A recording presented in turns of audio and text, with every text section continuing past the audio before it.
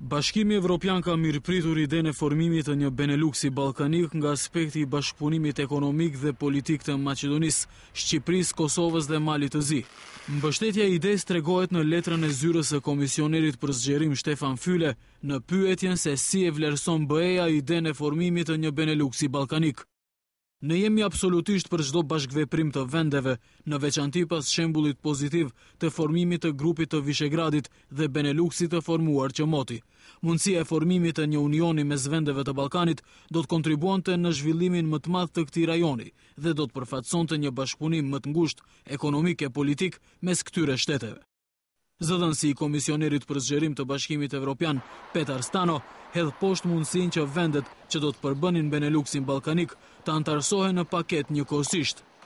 Çdo aderim dhe pranim në Bashkimin Evropian është i posaçëm, pa dallim nëse kandidatët për antarësim janë bashkë në ndonjë union tjetër. Pranimi varet nga specifikat e çdo shteti në mënyrë të veçantë dhe në arritjet e tij për përmbushjen e objektivave të Bashkimit Evropian dhe obligimeve të përcaktuara gjatë dialogut për antarësim. Komisioni Evropian dhe Bashkimi Evropian mbështesin bashkëpunimin e vendeve të kontinentit evropian.